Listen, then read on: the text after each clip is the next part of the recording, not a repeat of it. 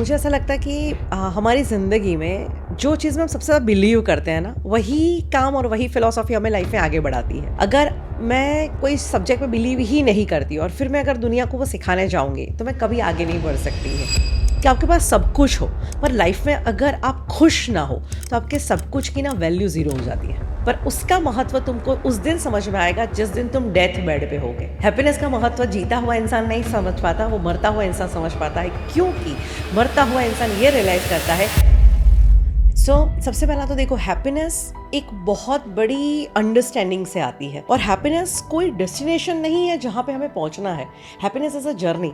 तो एक दिन आएगा और हम हैप्पी हो जाएंगे, ऐसा नहीं है। पर जो जिंदगी की प्रोसेस है ना, उसी में हमें आदत डालनी है हैप्पीनेस की। डेथ बेड पे इंसान को जिंदगी पूरी रिवाइंड एक फिल्म की तरह दिखती है, याद करते ना अपनी लाइफ को बाय बाय कहते वक्त, और तब उसे रियलाइज होता है कि यार जिंदगी मिली थी, जिंदगी जीनी थी, और हम तो इस सारे चक्करों में ऐसे उलझे रहे, जिंदगी जीना भूल गए। तो हैप्पी होने के लिए क्या और सारे एस्पेक्ट्स होंगे इसमें? मैं ये कहूँगी कि जिंदगी के 4 पिलर्स हैं।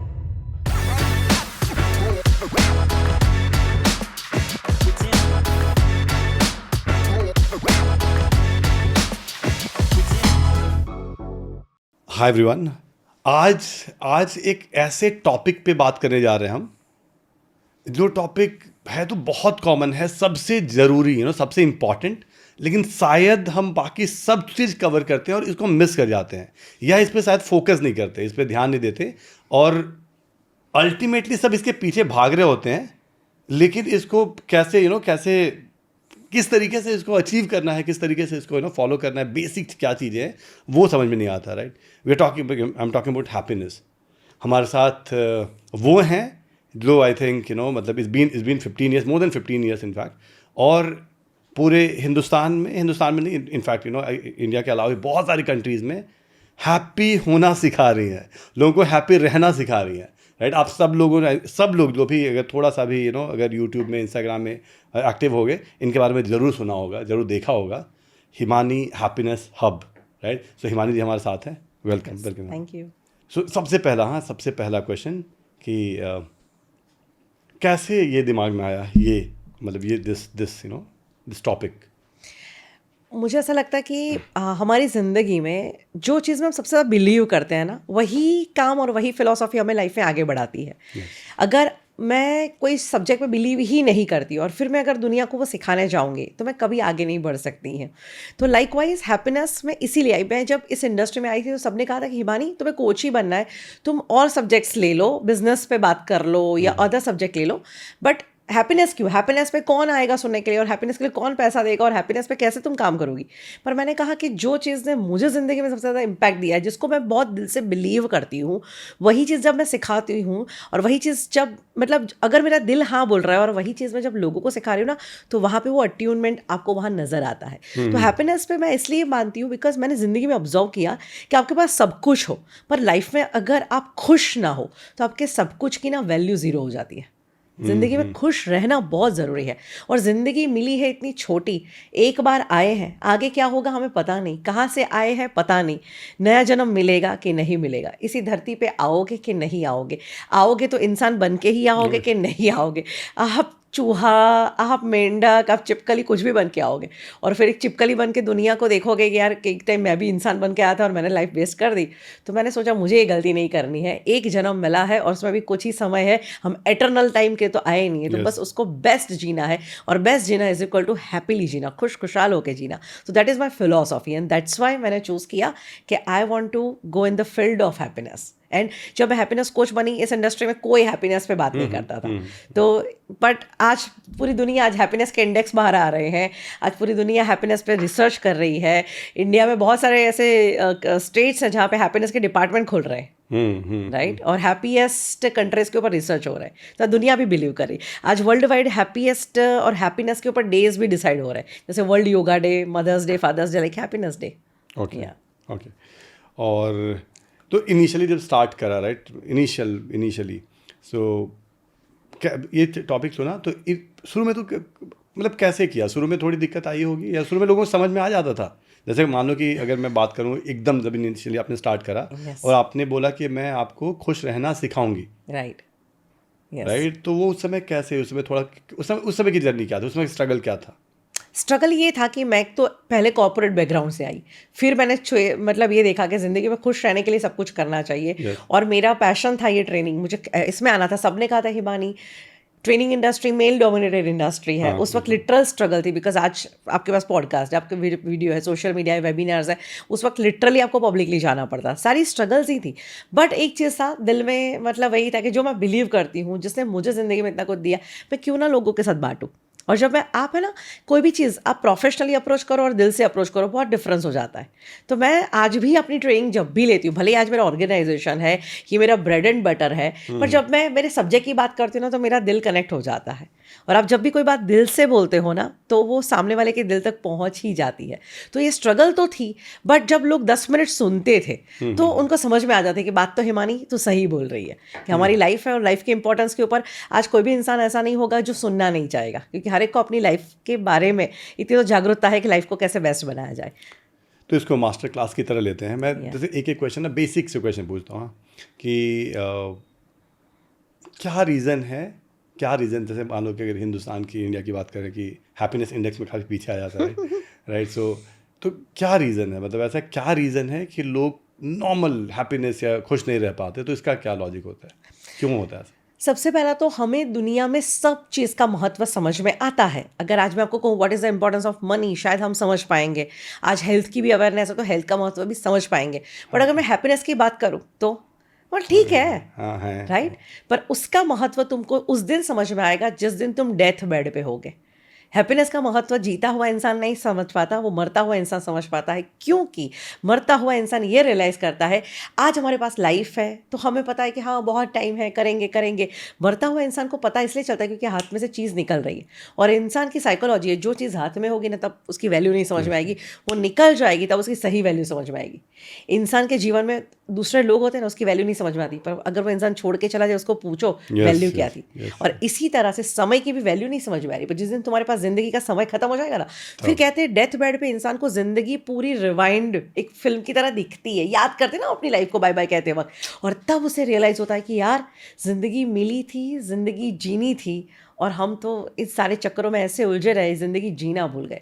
तो ज़िंदगी जीना इज़ इक्वल टू हैप्पी रहना, ज़िंदगी जीना माने खुश रहना। तो इसीलिए खुशी का महत्व बहुत ज़्यादा है। तो काउंटर क्वेश्चन, हाँ, कि कुछ ऐसे लोग होते हैं, राइट? अगर मैं नॉर्मल एग्जांपल लूँ तो ठीक है, बचपन में तो 90% 95% बच्चे दे आर हैप्पी, राइट? जैसे जैसे बड़े होते जाते हैं उसके बाद दिक्कत आती है। मैं नॉर्मल बात कर रहा हूँ कि 35-40 साल के लोगों की। तो अब हमारे बहुत सारे फ्रेंड्स हैं जो खुश रहते ही हैं, अपने आप ही रहते हैं, right? And there are let's say majority of people 70-80% जो नहीं रहते हैं खुश। तो अपने आप जो रहते हैं उनमें ऐसा वो कैसे रह लेते हैं, अपने आप कैसे खुश रह लेते हैं?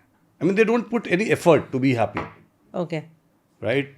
तो कैसे रह लेते हैं वो? मीन्स मतलब इस पॉडकास्ट के अलावा पूछ रहे हो, मतलब आप कैसे बोल रहे हो, पार्टी करते हैं टाइप ऑफ? नहीं, दे आर हैप्पी, वो आपसे मिल रहे हैं, दे आर, मतलब वो मिल भी रहे हैं तो बढ़िया से मिल रहे हैं, हाँ, you know, loud and you know, मतलब दे आर वेरी हैप्पी। हाँ, ओके, समझ गई। और बाकी लोग हैं जो थोड़े से रोंदू टाइप के रहते हैं, चाहे एक्सप्रेस नहीं करते, तो इसका भी कोई रोल है, पहले से अपब्रिंगिंग का भी कोई रोल होता है? हाँ, तो मैं ये कहूँगी कि अगर आपको कोई इंसान मिलता है जो नेचुरली खुश रहता है, तो उसमें भी बहुत सारे रीजंस होते हैं, जिसमें एक होता है कि उसका अपब्रिंगिंग, उसका मम्मी पापा का उसके साथ का बिहेवियर, उसके टीचर्स का उसके साथ का बिहेवियर, उसने बचपन में कितना, कई बार इतने चाइल्डहुड ट्रॉमास आप एक्सपीरियंस कर लेते हो, आपके साथ ऐसे घटनाएं घट जाती है, घर परिवार में आप बड़ों का झगड़ा देख रहे हो।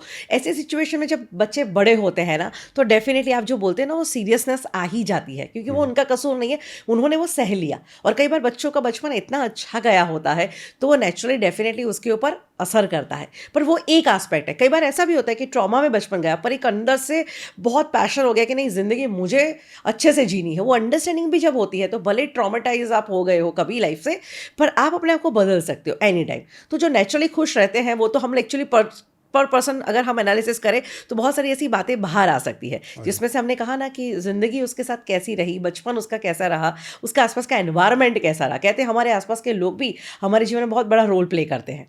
तो हर एक चीज़ में अगर आपको ऐसे लोगों के साथ रहना पड़ा है जहाँ पे सब लोग नेगेटिव है, डिप्रेशन में है, फ्रस्ट्रेटेड बातें करते, गुस्सा बहुत करते, तो आपके अंदर भी वो चीज़ें आ ही जाती है। तो आपका सर्कल भी बहुत बड़ा डिफाइन करता है कि आपका नेचर कैसा रहेगा। ओके। जो मेरी ऑडियंस है ना, मेरी ऑडियंस पूरी है तो 30 से 40 साल की विमेन है, राइट। ये विमेन का एक फेज आता है जब वो मॉम बनती है, दे बिकम मदर, राइट। और ये ऐसा टाइम, बहुत सारे ऐसे विमेन होती है जो जिनको नौकरी छोड़नी पड़ती है और बच्चे को पूरा देखना होता है। बहुत ऐसे होते हैं जिनका एक बच्चा 3 साल का है, 4 साल का है, दूसरा बच्चा भी हो गया और बड़ा डिफिकल्ट होता है सब कुछ मैनेज करना। ऐसे टाइम में कैसे खुश रहे, क्या करें? सबसे पहला तो देखो, हैप्पीनेस एक बहुत बड़ी अंडरस्टैंडिंग से आती है। हैप्पीनेस लाने के लिए हमें समझ होना, उसकी अवेयरनेस होना बहुत ज़रूरी होता है। और हैप्पीनेस कोई डेस्टिनेशन नहीं है जहाँ पे हमें पहुँचना है। Happiness is a journey. I always teach people that happiness is a journey, not a destination. तो एक दिन आएगा और हम हैप्पी हो जाएंगे, ऐसा नहीं है। पर जो ज़िंदगी की प्रोसेस है ना, उसी में हमें आदत डालनी है हैप्पीनेस की। तो उसमें मैं मदर्स को तो खास कहूँगी कि उसमें 2 रीजंस होने चाहिए। आई नो कि जब आपके बच्चे छोटे हैं कितना स्ट्रेसफुल वातावरण होगा, दोनों को हैंडल करना है, घर को हैंडल करना है, जिम्मेदारियाँ, सब कुछ है। पर सबसे बड़ा रीज़न क्या है? आप अपने बच्चे को प्यार करते हो? हाँ करते हो। तो उसके लिए अगर मैं कुछ कहूँगी, करना चाहोगे? बोले हाँ। तो बोले खुश रहो, क्योंकि आपका बच्चा सबसे ज़्यादा आपको सेंस करता है, उसकी ऑरा को महसूस करता है। कई बार बच्चे जब ब्रेस्ट फीडिंग पे होते हैं तो कहते हैं mother milk is the best medicine. पर जब मदर बहुत एंग्जाइटी में हो, डिप्रेशन में हो, तो वो बच्चे के लिए टॉक्सिक हो जाता है। पर जब मदर बहुत पॉजिटिव फीलिंग में होते हैं तो बच्चे में भी, क्योंकि वो जिस एनर्जी में होता है ना, वही चीज़ वो ट्रांसफ़र करता है। मैं फिजिकल बात नहीं कर रही हूँ कि फूड फॉर्म में बात नहीं कर रही हूँ, मैं मेंटल फॉर्म में बात कर रही हूँ। कि आज मदर, आप देखना, अगर प्रेग्नेंट लेडी है, वो बहुत स्ट्रेस में है, डिप्रेशन में है, बहुत चिंता, गुस्सा करती है, डेफिनेटली वो टॉक्सिसिटी उसके बच्चे में ट्रांसफ़र होगी। बच्चे के जीवन में अपने आप, जो आप ये कह रहे हो ना कि कुछ लोग ऐसे ही नेचुरली बहुत खुश रहते हैं, कुछ लोग ऐसे टेंशन में, उसमें ये प्रेगनेंसी वाला टाइम भी बहुत बड़ा रोल प्ले करता है। तो मदर अपनी ही सारी ऑरा और एनर्जी अपने बच्चे में ट्रांसफ़र करती है। तो अगर आप अपने बच्चे का भविष्य खुश देखना चाहते हो तो मेहरबानी करके आप भी खुश रहना शुरू करो, वरना आपकी ही ऑरा, आपकी ही वाइब्रेशंस आपके बच्चे के लिए न चाह के भी बुरा करने वाली हो जाएगी, कि आपका बच्चा आपसे ही वही वाइब्रेशंस लेगा। तो मदर की हैप्पीनेस बच्चे पे बहुत अच्छा असर करेगी। तो दैट इज़ वन रीज़न। आप देखो, जितने भी महान लोग हैं, आज हम शिवाजी की बात करें कि महाराणा प्रताप की बात करें, हर एक में, मतलब आज आप कोई भी इंसान का एग्जाम्पल लेते तो हमेशा उसकी मदर को याद किया जाता है, क्योंकि उसके मदर से जो बीज रोपे गए थे वो कितने स्ट्रॉन्ग बीज थे, राइट। तो लाइकवाइज हमारे बच्चे में हम क्या दे रहे हैं, ये बहुत ज़रूरी है। इसलिए मदर अगर चाहती कि मेरे बच्चे का फ्यूचर कैसा हो, पॉजिटिव हो कि स्ट्रेसफुल हो, पॉजिटिव हो, तो मुझे भी वो प्रैक्टिस करनी पड़ेगी। क्योंकि जो स्ट्रगल आज मदर करी, वो स्ट्रगल अपना बच्चा भी अपनी ज़िंदगी में कहीं ना कहीं करेगा। पर अगर आज आप यहाँ पे हैप्पी रहोगे तो आप अपने बच्चे को इनडायरेक्टली ट्रेनिंग दे दोगे कि आप हैप्पी हैं। एंड सेकेंड थिंग, मदर, आप कहेंगे यार मेरा पर इतना बिजी शेड्यूल है, दोनों बच्चे झगड़ रहे हैं, ये है, मैं कैसे हैप्पी रहूँ? तुम ढूंढो रीज़न, मैं इसमें भी हैप्पी कैसे रह सकती हूँ। तो ये ढूंढ के रीज़न आप हैप्पी रह सकते हो कि 2 बच्चे हैं, झगड़ रहे हैं, बहुत सारा लोड है मुझ पे, पर मैं कितनी नसीब वाली हूँ, मेरे घर में 2 बच्चे हैं। आज भारत की कितनी माताएं हैं जो बच्चे पाना चाहती हैं, कितनी ट्रीटमेंट्स ले रही है और बच्चे ही नहीं हो रहे हैं। तो आपके घर में तो बच्चे हैं ना, तो वो रीज़न ले लो। और आज आपके बच्चों का बचपन, इससे बढ़िया सुनहरा पूरी ज़िंदगी में कोई टाइम नहीं होगा। एक दिन आएगा आपके बच्चे उड़ जाएंगे, बड़े होके कोई देश में उड़ जाएंगे, साल भर शक्ल नहीं देख पाओगे। आज 24 घंटे साथ में तो है, मम्मा मम्मा तो करते हैं। तो ऐसे रीजंस भी आप ढूंढ सकते हो और हैप्पी रह सकते हो। आप एग्जैक्टली जैसे जब चीज़ें कुछ समझाती हैं लोगों को, जब कुछ पढ़ाती हैं, कुछ ट्रेनिंग लेती हैं, राइट, तो क्या ऐसे बेसिक चीज़ें आप बताती हैं, राइट, सो दैट कि अगर मान लो कि इस कमरे में 100 लोग हैं, सबके अपने लॉजिक अलग अलग हैं, सबका लाइफस्टाइल अलग है, रीज़न अलग अलग है, कंस्टेंट है, सब कुछ, राइट। तो ऐसे क्या बेसिक चीज़ें आप सबको कुछ चीज़ें बताती हैं जिसके कारण कि सारे के सारे थोड़ा सा हैप्पीनेस की तरफ जा पाए, मतलब उस जर्नी की तरफ आगे बढ़ पाए? यहाँ पे है ना, मैं ये कहूँगी कि इंसान अगर कोई भी आज ये वीडियो देख रहा हो और वो जो भी मेंटल लेवल पे हो, और अगर उसको अपनी ज़िंदगी में हैप्पीनेस की ओर जाना है, हैप्पीनेस की जर्नी शुरू करनी, फ्यूचर में हैप्पीनेस मैनिफेस्ट सबको करनी है, यस सबको अपना फ्यूचर बेस्ट मैनिफेस्ट करना है ना, पहला कदम लो, अपने विचारों में बदलाव लाओ। सबसे पहला बेसिक स्टेप आपके विचारों से शुरू होता है। क्योंकि दिन में हमें इतने सारे विचार आते हैं और हम कभी विचारों पे विचार नहीं करते कि हम क्या विचार कर रहे हैं। कहते हैं हम सुबह से उठते रात को सोते 60,000 विचार करते हैं। और एक एक विचार नहीं है, एक एक विचार एक मौका है आपको जिंदगी में कुछ क्रिएट करने का। एंड आप लिटरली, मैं मतलब आपको चैलेंज देना चाहती हूँ, जस्ट वन डे कोई प्रैक्टिस किए बिना जस्ट ऑब्जर्व करना कि मेरे थॉट्स की क्वालिटी क्या है। एंड यू विल अंडरस्टैंड कि आज आपकी लाइफ की क्वालिटी है ना, उसका कारण ये है। आपके थॉट्स की क्वालिटी क्या है, आप हर चीज़ में कंप्लेंट ढूंढ रहे हैं, प्रॉब्लम कहाँ है वो ढूंढ रहे हैं, नेगेटिव है, फालतू है, यूजलेस है।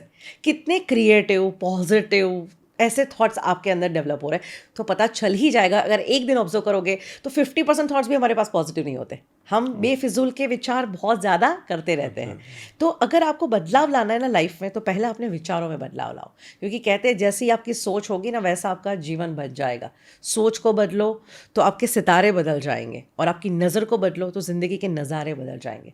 और जिस भी कश्ती में सवार हो, कश्तियों को बदलने की ज़रूरत नहीं, ज़िंदगी की दिशा बदलो, हमारे किनारे बदल जाएंगे। तो that is the most important learning, कि आप अपने विचारों को बदल दो। कैसे बदले विचारों को? ओके, तो यहाँ पे बात आती है, सबसे पहला awareness. Awareness is very important, कि आज तक तो हम तो ये भी ध्यान नहीं देते कि मन में क्या चल रहा है। Okay, yes. यस, तो आप इसको ऐसा कर सकते हो कि 3 फेज में इस एक्टिविटी को डिवाइड कर लो। अगर आपके एक महीने का प्रोजेक्ट बनाओ, पॉजिटिव थिंकिंग प्रोजेक्ट। प्रोजेक्ट का नाम होना चाहिए पॉजिटिव थिंकिंग प्रोजेक्ट। 10 दिनों में महीने के दिनों को डिवाइड कर लो। पहला 10 डेज जो है उसमें और कुछ नहीं करना है, हमें सिर्फ एफर्ट्स डालनी है ये चेक करने की कि मेरे मन में विचार क्या आ रहे हैं। और जो भी विचार आए, बदलना भी नहीं है, सिर्फ अपने विचारों को ना टैग मारते जाना। जैसे अभी आप बैठे हैं और आपने देखा कि यार उसकी गाड़ी कितनी सही है, यार मेरे पास ऐसी नहीं है, that is a jealousy thought. Tag करो कि मेरे को जेलसी का थॉट आया। किसी को देख के लगा कि मेरा अच्छा कब होगा, मेरा इसके जैसा घर कब होगा। हाँ, लो और अपने आप को नीचा दिखाने वाला थॉट, ठीक है। कोई बात पे आपने अच्छा ढूंढा, तो मेरा बच्चा मुझे दिख गया और मुझे बहुत प्यार आ गया, लव थॉट, राइट। तो इस तरह से जस्ट एक बार ना ऐसा करो, 10 दिन के लिए अपने थॉट को ना टैग करते जाओ, tag tag tag tag, and you will realise कि मेरे टैग कहाँ ज़्यादा बढ़ रहे हैं। क्या मैं जेलसी जोन में ज़्यादा हूँ, क्या मैं गुस्से के जोन में ज़्यादा हूँ, क्या मैं लो जोन में ज़्यादा हूँ, क्या मैं घमंड के जोन में ज़्यादा हूँ। जैसे कई बार होता है, इसको मैं क्यों माफ़ करूँ, इसको मैं क्यों बुलाऊँ साम, तो आपको रियलाइज होगा ये थॉट कौन सा था, उसने पार्टी में मिल गया, उसको सामने से आना चाहिए था ना, मैं क्यों जाऊँ। अगर ये थॉट आया, that means your ego is there, right. तो एक 10 दिन का फेज लो अच्छे से, और समझ लो कि मेरे अंदर कौन कौन से थॉट्स बहुत ज़्यादा है।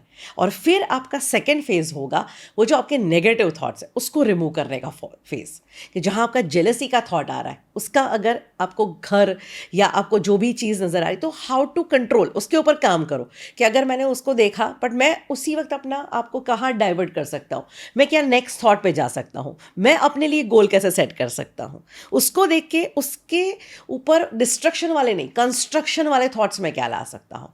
तो इस तरह से आप अपने थॉट्स को रिप्लेस करते करते करते आप डिस्ट्रक्शन से कंस्ट्रक्शन पे जाओ। एंड थर्ड जो आपका फेज चलेगा, उसमें अब आर्टिफिशियली पॉजिटिव थिंकिंग शुरू करो।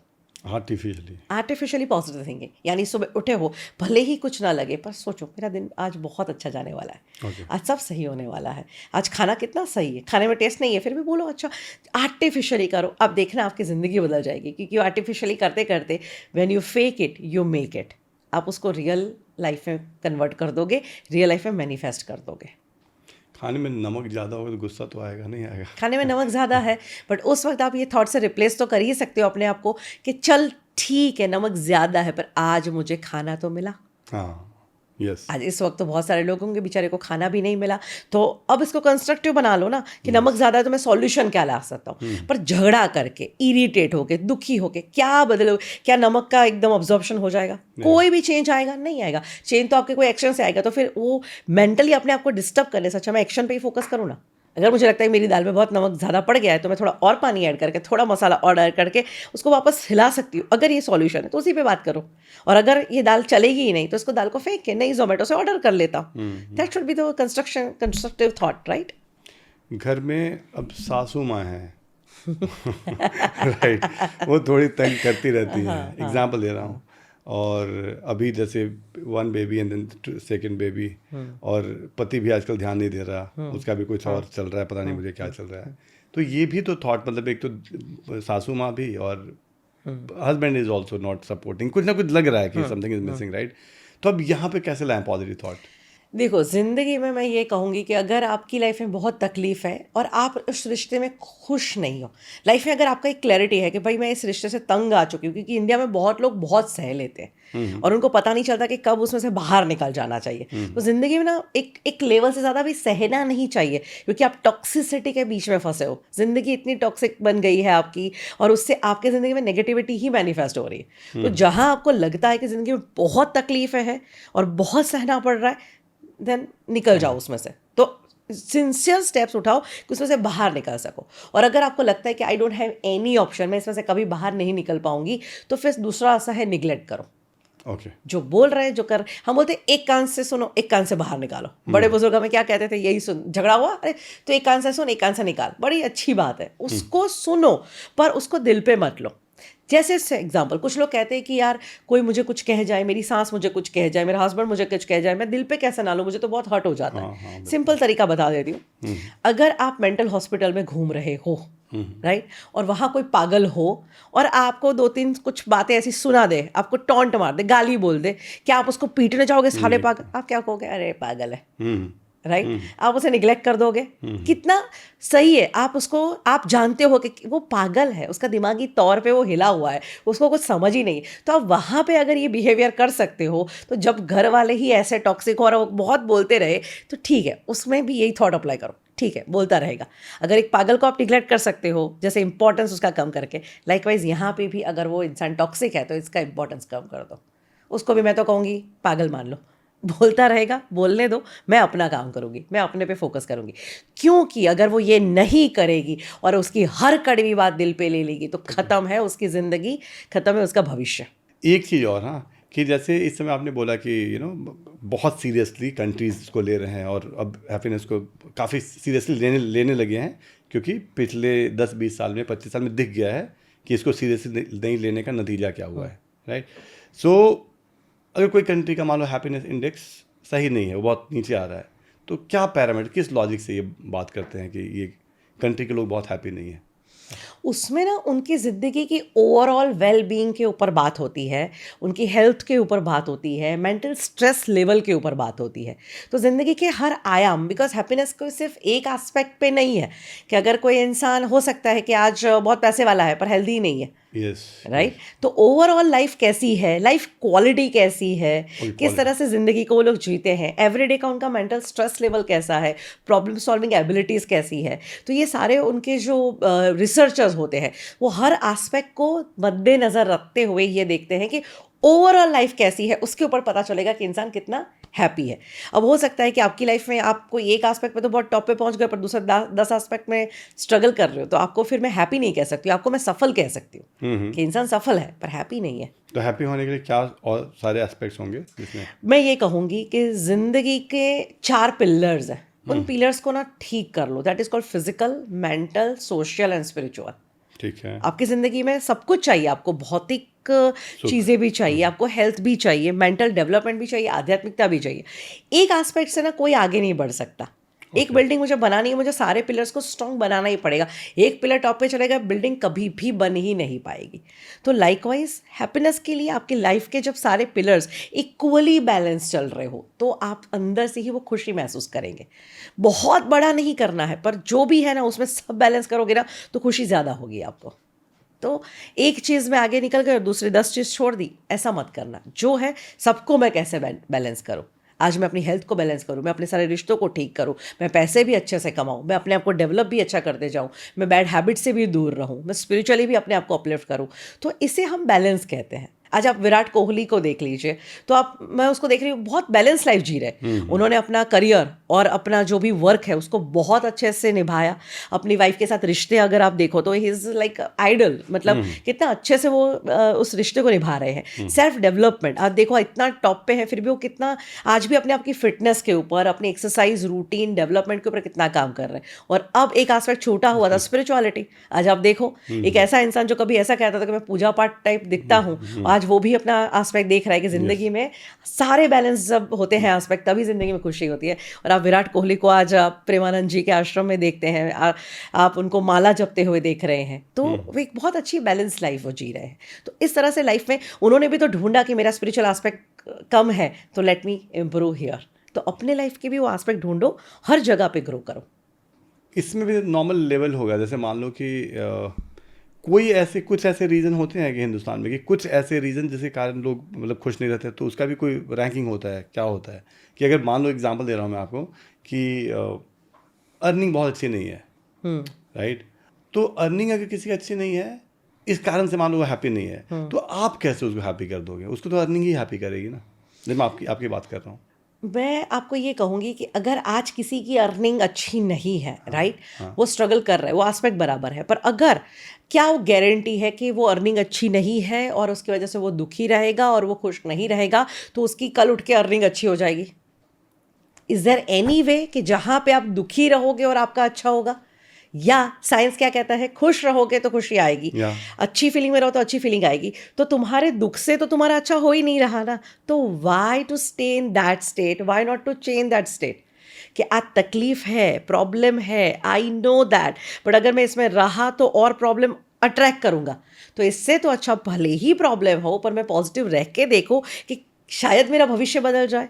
3 इडियट्स में एक बहुत अच्छा डायलॉग है, लाइफ में कितने भी प्रॉब्लम्स चल रहे हो ना, प्रॉब्लम के वक्त ही दिल पे हाथ रख के बोलो all is well, all is well. सब अच्छा है तब नहीं बोलना है, प्रॉब्लम में बोलना है। क्यों बोलना है? तुम्हें पता है बाहर प्रॉब्लम है या दिक्कत है, क्यों बोलो? इसीलिए बोलो कि यार दिक्कत है, और दिक्कत दिक्कत करोगे दिल मान लेगा, दिल मैनिफेस्ट करेगा तुम्हारा।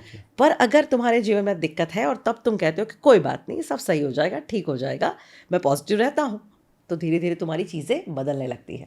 तो तकलीफ के वक्त तो ये परीक्षा होगी आपकी, तकलीफ के वक्त तो आपको इसको सबसे ज़्यादा फॉलो करना होगा, तब भी आपका टेस्ट है कि अगर परीक्षा की घड़ी पे आप पॉजिटिव हैं तब आपके जीवन में वो रिजल्ट्स होंगे। तो जब मान लो कि अगर जैसे आपके पास आप कहीं पे कोई सेमिनार ले रही हैं, वहाँ पे 500 लोग हैं, राइट, तो उनको क्या नॉर्मल टेक अवेज देते हो शुरू के? कम से कम 1 हफ्ते तो ये करो, जैसे भी आपने 1 मंथ के लिए बताया, मान लो कि क्योंकि सब तरह के लोग हैं, मिक्स लोग हैं, राइट, तो मतलब ऐसे उनको क्या हम बताएंगे कि अच्छा कम से कम 1 हफ्ते के लिए मेरी बात मान लो, तुम्हें कुछ तो अंतर दिखेगा। 1 हफ्ते के लिए भी आपकी बात मान लेंगे, राइट, उनको पसंद नहीं है तब भी ट्राई करो कि आप जो बोल रहे हैं वो मान ले, तो ऐसे क्या बातें बताओगे? यस, सबसे पहले अगर जिस इंसान को अपना भविष्य बदलने में इंटरेस्ट हो, तो उनको हम एक चीज़ कहते हैं हमारे वर्कशॉप में, दैट इज़ अपने जीवन में ना मेडिटेशन करना शुरू करो। आपने अपनी लाइफ में एक बहुत पावरफुल चीज़ को निगलेक्ट करके रखा है, that is meditation. Meditation can create miracles results, but हम मेडिटेशन करते बहुत नहीं। बोरिंग होता है, थक जाते हैं, मतलब होता ही नहीं है। तो जिंदगी में अगर आपको जो पसंद है सिर्फ उतना ही करते रहोगे तो क्या कोई इंसान सब कुछ पा सकता है? आज आप देखिए, फॉर एग्जांपल, हर एक चीज़ में ना ट्रेनिंग होती है। आर्मी में, मिलिट्री में जब हम ट्रेनिंग लेने जाते हैं तो वो ट्रेनिंग किसी को पसंद आए ऐसी ट्रेनिंग नहीं होती है, राइट? बट वो ट्रेनिंग का मुझे ये पता है कि ये मेरे फायदे के लिए है, राइट? तो फिर मुझे उसमें मज़ा उठाना है, क्योंकि मुझे पता है कि इससे एंड प्रोडक्ट जो बन रहा है ना वो बड़ा मज़ेदार बनने वाला है। उसके बाद जब मैं बाहर निकलूंगा तो मैं कैसा पावरफुल बन के निकलूंगा। तो बात यह है कि आप उस चीज़ में, उस प्रोसेस में मज़ा ढूंढो, उस प्रोसेस को इतना दिल से करो, इतना एंजॉय करो, क्योंकि तुम्हें भी नहीं पता आज मेडिटेशन बोरिंग है, बट मेडिटेशन तुम्हें अल्टीमेटली हैप्पीनेस की ओर लेके जा रहा है। मेडिटेशन तुम्हें एक अच्छा फ्यूचर बिल्ड करने में मदद कर रहा है, तो why not to neglect it. आज कहते हैं ना, वो दवाई अभी कड़वी लग रही है पर आगे चल के उसके गुण बहुत पावरफुल है, तो मैं क्यों ना उस दवाई को खुशी खुशी ले लो। तो जो बिगनर्स हैं, हाँ, राइट, तो ये मेडिटेशन मान लो 5-10 मिनट भी अगर इनको टिकना है शुरू के 10-15 दिन मेडिटेशन में, तो क्या करें मेडिटेशन में? मतलब हमारे जैसे वर्कशॉप में लोग आते हैं ना, तो हम लोग बिगिनर्स लेवल से ही मेडिटेशन की शुरुआत करते हैं। पहले 2 डेज़ वर्कशॉप में लोगों को हम बुलाते हैं, और 2 डेज़ में हम पहले बहुत सारे नेगेटिविटी रिमूवल मेडिटेशन कराते हैं। तो उसमें पहले तो पास्ट का कचरा जो होता है वो निगलेक्ट हो जाता है, साफ़ हो जाता है। फिर उसके अंदर कैसे अपने मन की धरती पे अच्छे मैनिफेस्टेशन के लिए, अपने आप के पावर को उजागर करने के लिए, और लाइफ में हेल्थ, वेल्थ, हैप्पीनेस, करियर सब कुछ बैलेंस में कैसे चले, उसके लिए अलग अलग मेडिटेशन टेक्निक्स होती है। बट अगर कोई आज सुन रहा है और उसने कभी वर्कशॉप अटेंड नहीं किया, कोई बात नहीं, हमारी हिमानीज हैप्पीनेस अब यूट्यूब चैनल है, उसमें एक मेडिटेशन मैंने रखा है जिसका नाम है योग निद्रा। Must do it. उसमें मैंने 2 ट्रैक रखे हैं, एक में थ्योरी है और दूसरे में प्रैक्टिकल है। योग निद्रा क्या है वो भी आपको समझ में आएगा, और योग निद्रा का सिर्फ 14 मिनट्स का एक मेरा प्रैक्टिकल है। मैं आपको गारंटी देती हूँ, आप 3 महीने करो, फ्री का है, ज़्यादा समय भी नहीं मांग रही हूँ, राइट? आपकी कोई और एफर्ट्स लग नहीं रही, और सबसे बड़ी बात योग निद्रा मेडिटेशन की आपको सोते सोते करना है। योग निद्रा भारत का इतना पावरफुल एंशियंट मेडिटेशन, जिसको आज रिलैक्सेशन के नाम पे पूरे दुनिया भर में वेस्टर्न साइंटिस्ट लेके, वेस्टर्न ऑथर्स लेके, वेस्टर्न कोचेस अपना रहे हैं, और हम भारत के लोग निगलेक्ट कर चुके हैं। एंड योग निद्रा एक ऐसा एंशियंट मेडिटेशन जो आपके प्रूवन है, अगर योग निद्रा डेली करते हो तो आपके स्ट्रेस, डिप्रेशन, एंग्जाइटी, ये सारे इश्यू में वो ज़बरदस्त रिजल्ट्स देता है। वो आपकी क्रिएटिविटी को इंक्रीज करता है, प्रोडक्टिविटी को इंक्रीज करता है, आपके बॉडी के सेल में जो आप कहते हैं ना स्ट्रेस भरा हुआ होता है उसको वो रिलीज कर देता है। तो आपकी हेल्थ में भी वो बहुत बेनिफिशियल है, आपके मेंटल डेवलपमेंट में भी बेनिफिशियल है, आपको पॉजिटिव बनाने के लिए भी बेनिफिशियल है। इतना पावरफुल योग निंद्रा भारत का इतना बढ़िया मेडिटेशन पर लोग आज फॉलो नहीं करते हैं। तो मैं खास कहूंगी कि योग निंद्रा करो। मोदी जी, उनको परीक्षा पे चर्चा नाम के एक कार्यक्रम में पूछा गया कि सर आप इतनी उम्र पे इतना भागा दौड़ी भरा इतना बड़ा काम करते हो और आपको मोदी जी का काम पता है 21 घंटे का काम करते हैं। मोदी जी सिर्फ 3 घंटे सोते हैं पिछले कितने सालों से। तो सब कहते हैं कि यार इस उम्र पे इंसान 3 घंटे की नींद पे इतना काम कैसे कर सकता है, तो क्या प्रैक्टिसेस करते हो? और मोदी जी का ये कहना था कि मैं हर रोज योग निंद्रा प्रैक्टिस करता हूँ। तो अगर हमारे भारत के प्रधानमंत्री, भारत की सबसे ऊंची पोस्ट पे बैठने वाला बंदा अगर दिन में समय निकाल के योग निंद्रा प्रैक्टिस कर सकता है तो हम क्यों नहीं करें? तो मैं आपको खास रेकमेंड करूंगी कि स्टार्ट प्रैक्टिसिंग योग निंद्रा। नहीं समझ में आया तो यूट्यूब पे मैंने जो रखा है उसमें आपको थ्योरी भी समझ में आ जाएगा, प्रैक्टिकल भी समझ में आएगा। जस्ट उसको ऑडियो को आपको फॉलो करना है, लाई डाउन करना है, रूम में थोड़ा सा अंधेरा कर दो, आंखें बंद कर लो और बस उस स्टेप को फॉलो करते जाओ और फिर आप देखना with in 3 months you will see your new अवतार। बट आप करके देखो। बट बहुत बार तो नींद आ जाती है फिर। हाँ तो बहुत अच्छा है ना, मेडिटेशन में जब नींद आए सो जाओ, क्योंकि उन्हीं लोगों को मेडिटेशन में नींद आती है जिनकी रेगुलर लाइफ में नींद अच्छी पूरी नहीं होती। ओके, यस, मेडिटेशन हम लोग भी कराते हैं, राइट? तो 40 मिनट तो बहुत लंबा है। 15 से 20 मिनट में ही कुछ लोगों को नींद आ जाती है, तो उसका क्या? It's 14 minutes, 1-4। ओके, 1-4। तो वही मैंने बोला 15 मिनट्स के आसपास में लोगों को नींद आ जाती है। वेरी गुड, तो ये गुड है, इट्स गुड साइन, क्योंकि आपकी रियल लाइफ में आप इतना तो डीप दिन में सो जाएगा वो। पर it's okay, it's 14 minutes only, okay, right? 14 minutes में तो आप उठ ही जाओगे। फिर उसके एडवांस ट्रैक भी आप फॉलो करते हैं। जिसको बहुत नींद आती है हम उनको फिर ये सजेशन देते हैं कि आप इसके एडवांस ट्रैक फॉलो करो जो 40 मिनट का होता है। वो 40 मिनट में वो 14 मिनट से भी ज़्यादा डीपर चला जाता है, तो बहुत ही अच्छा है। पहले उसके मन को वो नींद का जो हर रोज़ का कोटा जो फुलफिल नहीं हो रहा, पहले उसको भरने दो। हो सकता है 3 महीने में, पहले 1.5 महीने सिर्फ आप सोते ही रहो, पर धीरे धीरे इम्प्रूव होगा। और योग निंद्रा, बात ही निंद्रा की है। निंद्रा भी तो एक हीलिंग है। निंद्रा जितनी मतलब स्लीप से बढ़िया कोई मेडिसिन नहीं है। Sleep can heal, sleep can do miracles. जो लोग स्लीप नहीं ले पाते, क्वालिटी स्लीप, वो बहुत मतलब डेंजरस उनके हेल्थ के लिए हो जाता है साबित। यस। तो आपने जैसे बताया कि नॉर्मली जो करना चाहेंगे, जो करना चाहते हैं और जो आपके पास आ गए, यदि इन्होंने कॉन्शियस थोड़ा एफर्ट लगाया, राइट? इवन जैसे फ्री का वेबिनार है, फ्री का सेमिनार है, वो आए, मतलब आए इसका मतलब है कि कम से कम कॉन्शियस सबकॉन्शियस माइंड में करना तो चाहते हैं, they want to be happy. बहुत बड़ा परसेंटेज ऐसा है, राइट, कि जो आपके पास आए ही नहीं, जो इन बातों को ठीक से मानते ही नहीं है। उनको कैसे, मतलब कोई 2-4 लाइन में कैसे समझाओगे कि नहीं ये ऐसी चीज जो आप बता रहे हो, ये किसी मतलब 2 लोगों के लिए, 10 लोगों के लिए, सबके लिए है। There are few things which needs to be done by everybody. अगर आप लाइफ में थोड़ा भी बेहतर रहना चाहते हो, और आपने बोला अल्टीमेटली हम कुछ भी कर रहे हैं, गाड़ी खरीद रहे हैं, घूमने जा रहे हैं, पैसे कमा रहे हैं, शादी कर रहे हैं, whatever we are doing, right? तो अल्टीमेट मतलब नॉर्मल गोल, बेसिक गोल तो फिलहाल ये होता है कि टू बी हैप्पी फिलहाल, राइट? और भी लेवल होते हैं कि तो बेसिक सा गोल है टू बी हैप्पी। तो ये गोल तो सबका है। तो जब आप ये बात कर रहे हो तो क्यों 60-70% लोगों को जो नॉर्मल समझ में नहीं आता, या वो उनके लिए क्या स्टेप्स होंगे? सबके लिए बेसिक स्टेप्स यही होंगे जो आपने बताया? देखो, मैं मानूं या मैं ना मानूं, पर अगर मैं 10वें माले की छत से कुछ छलांग लगाती हूँ, मेरे ना मानने से कोई फर्क नहीं पड़ता। Law of gravity is going to do the work. मैं कोई भी धर्म की हूँ, मैं अमीर हूँ या गरीब हूँ, मैं स्त्री हूँ या पुरुष हूँ, मैं बड़ी हूँ या छोटी हूँ, मैं अमेरिकन हूँ या इंडियन हूँ, ग्रेविटी कुछ नहीं जानता। ग्रेविटी क्या कहता है? मेरा नियम तू फॉलो करेगा, तू आया नीचे। अब वो मोदी जी हो, वो ट्रम्प हो, ये मुकेश अंबानी, कोई फर्क नहीं पड़ता। आप उसको कहो कि मैं तुझे इतनी ब्राइब देता हूँ, मुझे मत गिराना, अरे भाई तुझे गिराएगा। आप कहते हो मैं तेरी पूजा अर्चना करता हूँ, मुझे मत गिराना, गिराएगा। आप कहेंगे मैं तो गाली दे रहा हूँ, मुझे मैं तो मारूंगा, वो कुछ नहीं समझता। ग्रेविटी का लो एक ही चीज़ समझता है, ऊपर से गिरा मैं खींच लूंगा, ये ग्रेविटी है। एग्जैक्टली दूसरा एक लॉ है जिसे हम कहते हैं लॉ ऑफ अट्रैक्शन। तुम जो सोचोगे ना, मैं उसको खींच लूंगा अपनी ओर। तुम्हारे मन में जो चलेगा ना, वही मैं तुम्हारे जीवन में में मैनिफेस्ट करूंगा। That is called the law of attraction. जो मन में बना वो तुम्हारे जीवन में बना। तुम्हारी जैसे विचार, तुम्हारी जैसी प्रकृति, तुम्हारी जैसे शब्द, तुम्हारी जैसी बिलीफ, तुम्हारी जैसी इमोशन, ये सब यूनिवर्स में जा रहा है और समान ऊर्जा में परिवर्तित होकर तुम्हारी लाइफ में ही वापस आ रहा है। तो अगर कोई इंसान निग्लेक्ट करता है कि मेरे को नहीं मानना, मेरे को नहीं देखना है, तो फालतू है, कोई बात नहीं, तू फालतू बोल, पर तू जो सोच रहा है तुझे वही मिल रहा है। तू फालतू बोल के अगर पॉजिटिव सोचता है तुझे पॉजिटिव मिलेगा। तू लॉ ऑफ अट्रैक्शन को नेगेटिव बोल के नेगेटिव ही सोच रहा है तो जो नेगेटिव मिलेगा। तो इस लॉ की आप अप्रिसिएशन करो या इस लॉ को आप निग्लेक्ट करो। आप कोई लाइफ कोच के पास प्रोग्राम लेने जाओ, आप ना जाओ। आप कोई अच्छा प्रोग्राम सुनो ना सुनो, आप ये कह दो कि मैं तो इसमें बिलीव भी नहीं, कोई फर्क नहीं पड़ता। तू जो है वही तुझे मिलेगा। Your nature is your future, you are going to attract it. Okay, तो इसमें जैसे नॉर्मल बात करते हैं ना कि तुम जो चाहते हो वो तुम्हें अभी बोलना पड़ेगा। बड़ा it's very difficult for many कि जो अभी है वो नहीं, बट मैं आज से साल 2 साल 6 महीने बाद जो भी चाहता हूँ वो मुझे कहीं ना कहीं फील करना होगा, मुझे ये बोलना भी पड़ेगा, राइट? तो शुरू में तो थोड़ा फेक सा ही लगेगा ना। सही बात है।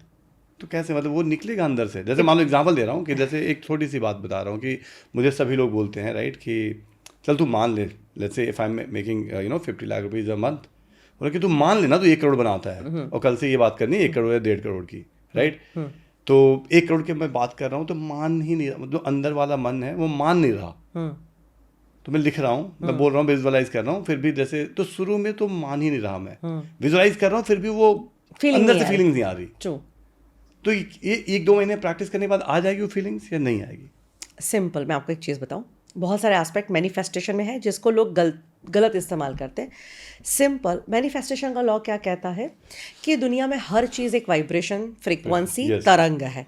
तुम आज जिस अवतार में हो, तुम्हारे फ्यूचर के लिए बहुत सारी मल्टीपल पॉसिबिलिटीज़ है, राइट? तुम्हारा अच्छा भी हो सकता है, तुम्हारा बुरा भी हो सकता है, तुम करोड़पति भी बन सकते हो, तुम रोडपति भी बन सकते हो, तुम हेल्दी भी हो सकते हो, बीमार भी हो सकते हो। हर फ्रीक्वेंसी समझ लो ब्रह्मांड में मौजूद है। तुम अपने आप को जिस फ्रीक्वेंसी पे बार बार सेट करते जाओगे वही फ्रीक्वेंसी आगे चल के तुम बनोगे, और जिसे को हम कहते हैं मैनिफेस्टेशन। मेरा इस चीज का मैनिफेस्टेशन हो गया। अब अगर तुम फील नहीं कर पा रहे हो, दैट मीन्स आप अभी भी उस इमेज से और उस फ्रीक्वेंसी से दूर हो, and then you are not going to manifest it. इसलिए आपको अपनी एफर्ट्स बढ़ानी पड़ेगी, ऑल्टरनेट मेथड्स लानी पड़ेगी और ज़्यादा प्रयत्न करना पड़ेगा कि आप उसे महसूस कर सकें। क्योंकि मैनिफेस्टेशन में ढेर सारे टेक्निक है। हो सकता है किसी के लिए विजुअलाइजेशन काम ना करे, पर किसी के लिए अफर्मेशन काम कर सकते हैं, किसी के लिए अफर्मेशन काम ना करे, किसी के लिए ग्रैटिट्यूड काम कर सकता है, राइट? तो there are multiple techniques, you apply all the technique, try करो, पर उस फ्रीक्वेंसी पे अपने आप को सेट करो। एंड कई बार एक ऐसा भी चीज़ होती है, दूसरी गलती जो मैनिफेस्टेशन में करते हैं, कि तुम आज साइकिल पे हो और तुम्हें मर्सिडीज तक जाना है, ठीक है, कोई बात नहीं, तुम जा सकते हो, मर्सिडीज पे भी जा सकते हो, पर हम इतने सक्षम नहीं होते कि एक साथ में मर्सिडीज विजुअलाइज कर सके। तो तुम बस अपना पहला स्टेप उठा लो, पहले अपने बाइक को तो विजुअलाइज कर लो। तो जहां तुम्हारी बिलीफ सेट होती है, तो अगर आपको कई बार ऐसा लगता है कि यार मैं उसको मान ही नहीं सकता, कोई बात नहीं, तोड़ दो ना उसको, छोटा सा स्टेप ले लो। 1 लाख की इनकम पे होना, सिर्फ 1.5 पे पहुंचो, 10 करोड़ बाद में कमाना, सिर्फ 1.5 पे तो पहुंच सकते हो। 1.5 की फ्रीक्वेंसी तो सेट हो सकती है। जिस दिन तुम्हारी 1.5 की पहुंची, अब तुम 2 पे जा सकते हो, अब 2 का 3, 3 का 6, राइट? तो जस्ट स्टेप बाय स्टेप आप जाना शुरू करो। उसमें अगर मैं अपने लॉजिकल माइंड की बात करूंगा, तो वो तो अगर 20% 25% ग्रोथ में देख रहा हूँ, तो वो तो ऑलरेडी मान ही लेगा वो, ठीक है, इट इज ईजी, राइट? मैं क्या चाह रहा हूँ कि एग्जाम्पल दे रहा हूँ मैं कि let's say if my revenue is 50 lakh rupees a month, right?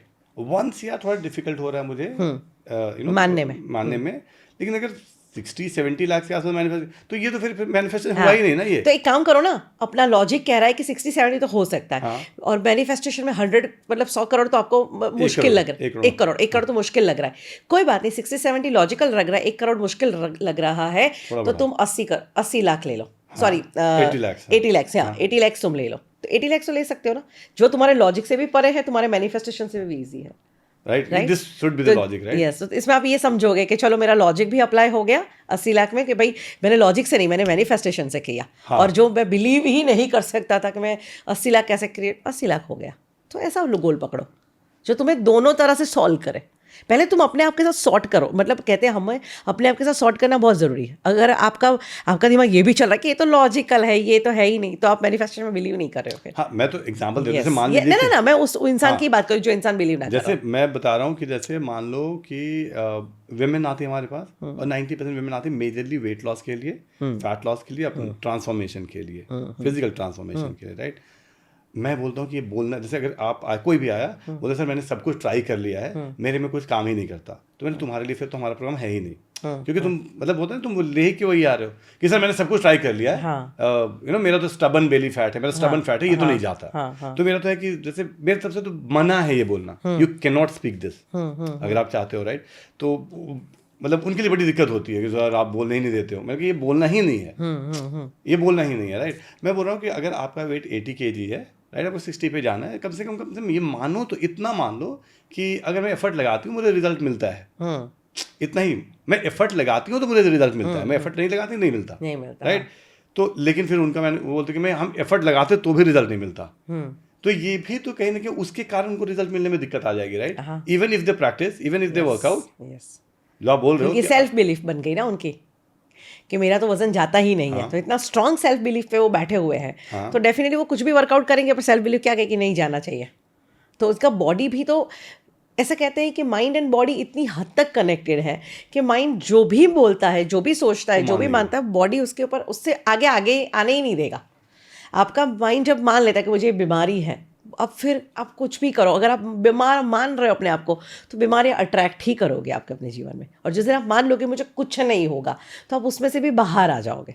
तो माइंड का बहुत बड़ा रोल है। तो अगर आपके पास ऐसे क्लाइंट आते हैं, उसको पहला ट्रेनिंग आपको देना चाहिए, माइंड का ट्रेनिंग देना चाहिए। हाँ, वही कि तू उसी पे सबसे ज़्यादा वर्क कर, या कि पहला वो करो, बाद में अभी एक्सरसाइज मत करो, पहले वो काम करके आओ, भले उसमें 2 हफ्ते लगे, 3 हफ्ते लगे, पहले उसको सेट करो। ओके। तो जैसे आप बोल रहे हो कि लेकिन अगर वो मान चुके हैं या मान रहे हैं कि नहीं मेरा तो बेली फैट जाता ही नहीं है, या मेरा फैट तो जाता ही नहीं, मैं कुछ भी कर लेती हूँ, उसके बाद अगर वर्कआउट भी करेंगे, डाइट प्लान भी सब कुछ फॉलो करेंगे, तो भी दिक्कत आएगी। दिक्कत आएगी, नहीं जाएगा। हाँ, क्योंकि मान रहा है मन से, तो उनको मेंटल वर्क करने की ज़्यादा ज़रूरत है, फिजिकल वर्क बाद में हो जाएगा। और बिकॉज ये वाली कैटेगरी बहुत ज़्यादा होती है, दे कुड बी अराउंड 30-40%, जबकि वो एफर्ट ज़्यादा लगाते नहीं है, बट लेकिन हर से बोलते रहते हैं, वो एक दिन में 4 बार बोल देते हैं कि हमारा वेट तो कम होता ही नहीं है। अब इसमें मान लो कि हम एक स्टेप आगे जाते हैं, इसी में हम एक स्टेप आगे जाते हैं कि नॉर्मली अगर कोई नई इलत से कुछ भी नहीं बोलता, वो कुछ नहीं बोलता, ना पॉजिटिव ना नेगेटिव, वो कुछ नहीं बोल रहा, और फिर भी वो वर्कआउट करता है, डाइट प्लान फॉलो करता है, थोड़ा अच्छे से सोता है, थोड़ा प्राणायाम सब कुछ ठीक से करता है, तो भी तो उसका वेट कम हो जाता है। तो जबकि वो तो कुछ भी, क्योंकि उसके अंदर कोई नेगेटिव बिलीफ ने उसको पकड़ के नहीं रखा है। Okay, right. पॉजिटिव बिलीफ भी नहीं है पर कोई नेगेटिव बिलीफ भी नहीं है। ओके, उसने कुछ माना ही नहीं, नेचुरली अच्छा उसका हो ही जाता है। ओके, तो आप बोल रहे हो कि चाहे तो उधर पकड़ो या तुम न्यूट्रल रहो, लेकिन तुम अगर नेगेटिव मत पकड़ो। Okay, right. पकड़ना है तो पॉजिटिव बिलीफ पकड़ो, या पकड़ना है तो कुछ भी मत पकड़ो कि हाँ नॉर्मल जो दुनिया में होता है वही होता है हमारे साथ, अब एफर्ट लगाते हैं तो जाता है वेट। पर आप बोलोगे कि ये करने के बाद भी वेट नहीं जाता है, देन आप गए काम से, क्योंकि आपने अपने आप का एक बहुत बड़ा प्रोग्रामिंग कर लिया जो नेगेटिव प्रोग्रामिंग हो गया। तो कहते हैं ना कि जो सॉफ्टवेयर जिस तरह से बना है वो उसी तरह से वर्क करेगा। माइंड में आपकी बिलीफ का जो सॉफ्टवेयर बना है वही टाइप का वर्क होगा। तो ये भी तो इन्वायरमेंट से ही आ रहा है। अगर मान लो वो, अगर उसके घर में 4 लोग हैं, हस्बैंड भी हैं, वाइफ, मतलब जो भी है, राइट, और बहुत ज़्यादा पॉजिटिव कोई नहीं है, तो क्या वो मैनिफेस्ट करके, विजुअलाइज करके, ग्रैटिट्यूड से और खुद से हमारे साथ, आपके साथ प्रैक्टिस करके वो अकेले शिफ्ट हो पाएगी, या फिर वो जो साथ वाला जो लोग हैं वो भी बहुत ज़्यादा मैटर करेंगे? देखो, दोनों एस्पेक्ट सही है, क्योंकि जब हम जिस इंसान के साथ रहते हैं ना, ऐसा कहते हैं कि आपके आसपास के जो 5 लोग हैं ना, बस उसी का समरी आप खो दो, क्योंकि जैसे लोग आपके आसपास होंगे 24 घंटे, वैसे ही आपके सोच विचार में प्रभाव आ ही जाएगा। यस। इसलिए हमारे जो भी हर वर्कशॉप होते हैं ना, इसमें कंसेप्ट है, फैमिली कंसेप्ट। हम यही कहते हैं कि आओ ना तो अकेले मत आओ, 4 लोगों को लेके आओ, परिवार के साथ आओ, क्योंकि घर का एक सदस्य पॉजिटिव हो गया पर घर के 2 लोग नेगेटिव रहेंगे, तुम कब तक टिकोगे? क्योंकि तुम्हारा हमेशा उनके साथ झगड़ा ही होता रहेगा, वो मिसकंसेप्ट ही आपका चलता रहेगा। तो इसलिए बहुत ज़रूरी है, अगर आप कुछ पॉजिटिव सुन रहे हो घर में, तो ट्राई करो कि धीरे धीरे आपके घर वाले, परिवार वाले भी सुने। अब अगर उसने 2% 5% भी अपना लिया तो धीरे धीरे एक शिफ्ट आना शुरू हो जाएगा। और जैसे नेगेटिविटी एक दलदल के समान है ना, उसमें घुसता जाता है इंसान। पॉजिटिविटी ऐसे अपलिफ्टिंग है कि आप उसमें जाओगे तो और अट्रैक्ट होगा, और लाइटर फील करोगे तो और 2-4 और बातें सुनोगे, तो धीरे धीरे वो शिफ्ट आ सकता है। तो मैं खास करके उन लेडीज़ को ये कहूँगी कि भाई आप अपने घर में ना ऐसा एनवायरनमेंट लगाओ। जैसे आप घर में एक टीवी देखते हो तो सब लोग देखेंगे ना, तो अपने टीवी पे ही आज 2 मिनट का वीडियो चला दो, राइट? और सब लोगों को मुझे बहुत अच्छा लग रहा है 2 मिनट सुनो, वरना आप अपना काम करो, कान में तो जाएगा ही एटलीस्ट, राइट? तो घर में ऐसी हैबिट बनाओ कि आप ऐसे अच्छे वीडियो देख रहे हैं, अच्छे लाइफ कोच को सुन रहे हैं, आप मोटिवेशनल प्रोग्राम देख रहे हैं, कुछ भी इंस्पिरेशनल जो आपको Spiritual भी इंस्पायर है। कर, यस। और कोई ना देखे परवाह मत करो, तुम देखो, तुमको देखता हुआ और तुम में कुछ पॉजिटिव देखेगा तो शायद वो घर वाला भी अट्रैक्ट हो जाएगा, राइट? और 20% तो सुन ही लेते हैं। सुन ही लेते हैं, यस। तो उससे आपको फ़ायदा होगा। और कई घरों में बहुत सारा प्रॉब्लम्स होता है कि वो नहीं ही सुनेंगे, नहीं ही मानेंगे, तो फिर तुम अपना प्रोटेक्शन बढ़ाओ, अपना कवच और ज़्यादा स्ट्रॉन्ग करो। कवच माने हमारे आसपास का एक मेंटल एनवायरनमेंट होता है कि मुझे दुनिया कुछ भी कहे, मुझे कोई फ़र्क नहीं पड़ना चाहिए, मैं स्ट्रॉन्ग रहनी चाहिए। जैसे फॉर एग्जाम्पल मोदी जी, आज आपके घर के 4 लोग बोल रहे हैं आप डिप्रेस हो जाते हो, मोदी जी को पूरा दुनिया कोसती रहती है, इतना बोले, फिर भी उनको जो करना था, वो जो अपने मिशन पे निकले थे, वो गए आगे, राइट? उन्होंने हर एक के सामने रिएक्शन दिया होता तो आज मोदी जी नहीं होते।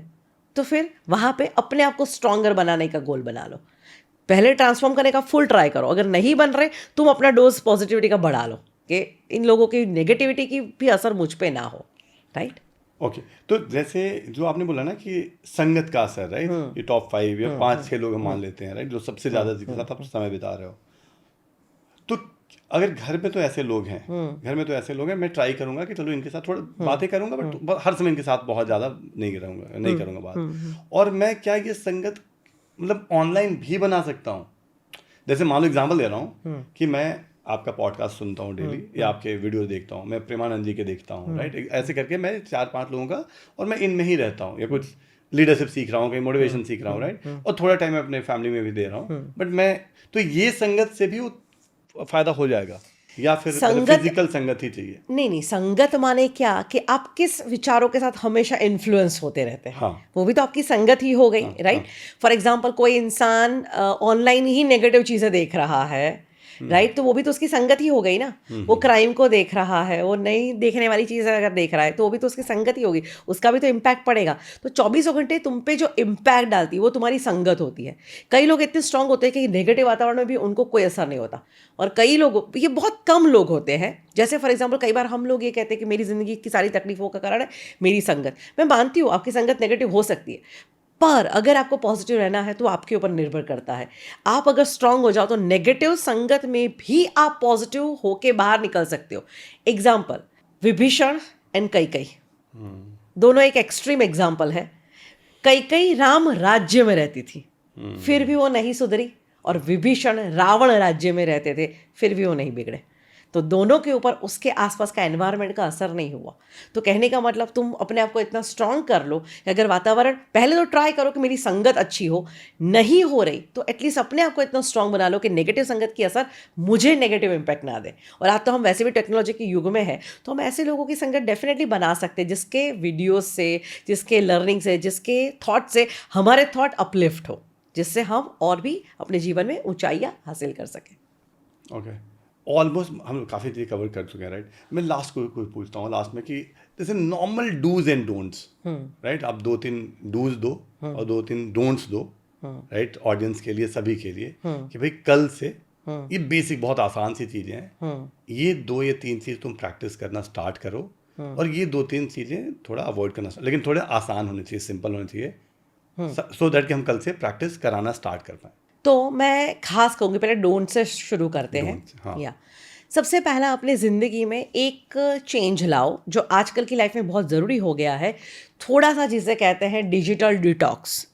हम लोग डिजिटल वर्ल्ड से इतने घिर गए हैं, mobile, social media, TV, always we are like, मतलब हमें कोई ना कोई गैजेट चाहिए ही चाहिए 24 घंटे हमें एंटरटेन करने के लिए।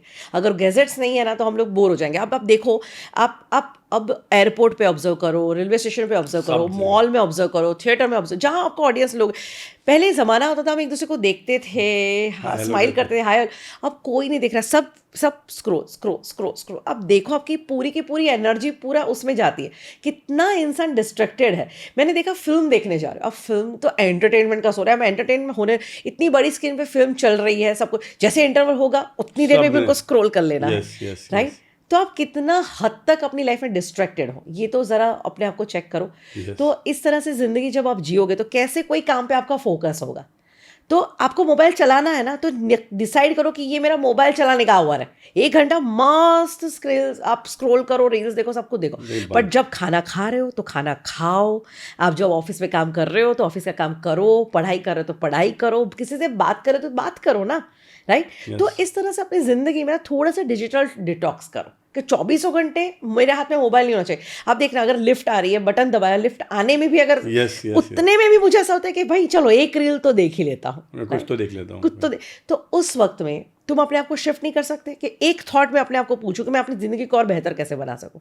लगाओ ना अपने माइंड को काम पे। खाली दिमाग शैतान का घर। जिस माइंड में कोई भी आगे का पर्पस, गोल, विचार रेडी नहीं होगा, वो नेगेटिविटी को ही पकड़ेगा।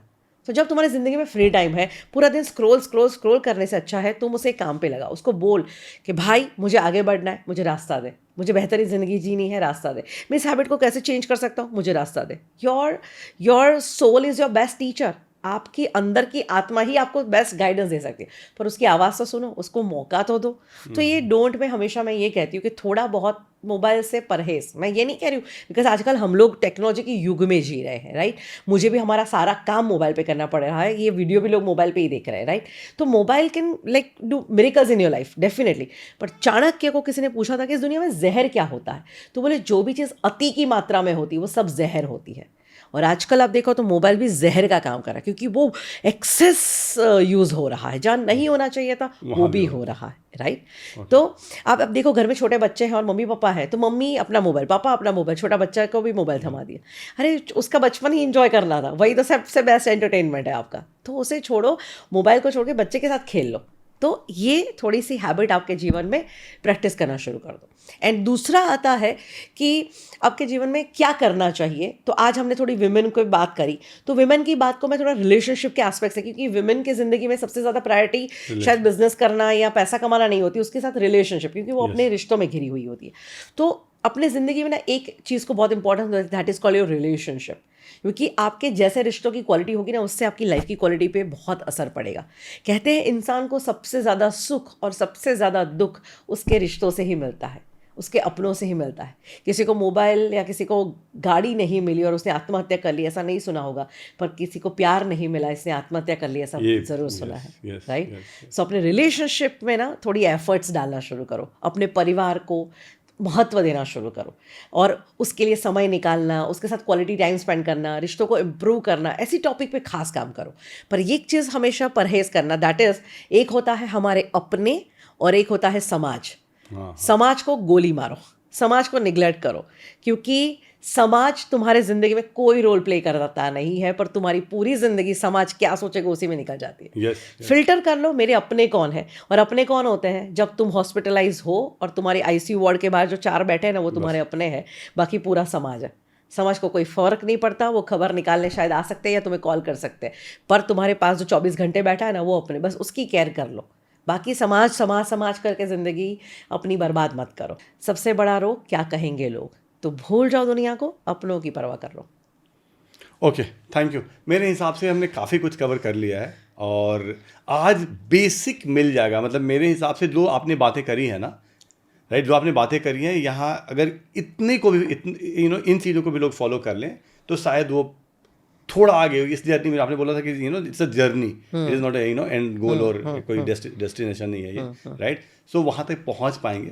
तो आज के लिए थैंक यू सो मच। और मैं आपको बता दूं, सभी को बता दूं कि प्लीज़ एक बार देखना, और जो खास करके जो योग निद्रा वाला जो इन्होंने बताया, राइट, कि जैसे बेसिक सबसे आसान सी चीज़ें क्या कर सकते हैं, तो आपके चैनल में जाके और वो योग निद्रा वाला वीडियो देखो, पॉडकास्ट को देखो, और ये वाला पॉडकास्ट को देखना, शेयर करना अपने पतिदेव के साथ भी, और जो भी आपके लिए नियर एंड डियर वन सबके साथ, क्योंकि अकेले हैप्पी नहीं रहा जा सकता, जो आपने बताया कि हैप्पी अल्टीमेटली आपको साथ में ही रहना होगा, राइट? तो thank you so much, thank you yes, so much. Thank you.